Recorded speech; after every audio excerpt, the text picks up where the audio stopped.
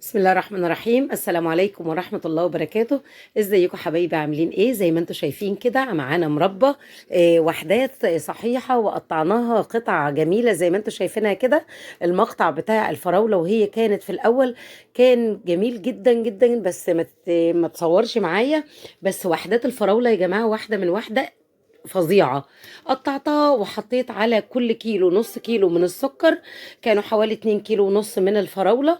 حطيت لهم كيلو سكر وحوالي كوباية كده كمان عشان يبقى كيلو وربع، ونقعتهم زي ما شفتهم في الأول كده.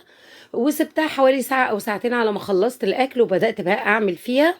حطيتها على النار بتبدأ تطلع رغاوي كده، مش كل رغاوي تطلعها، تبدأي تشيليها علشان بتنقص من السكر بتاعها.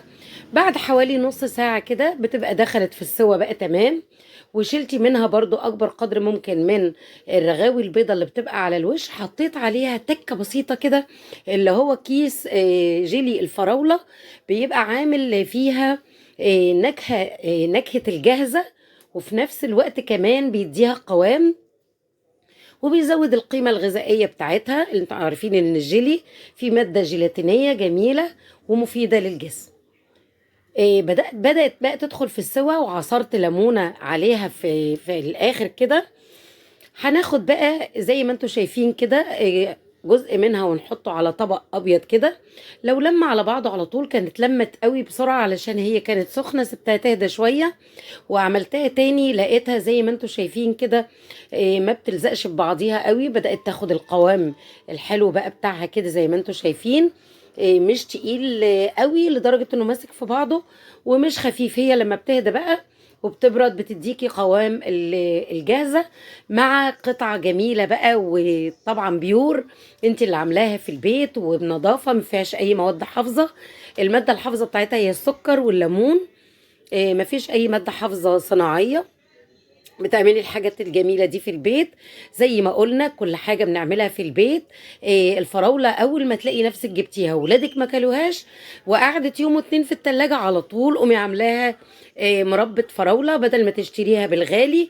واحنا عارفين ان الايام ديت ايام صعبة، فبنحاول نعمل كل الحاجات اللي ولادنا بيحبوها في البيت.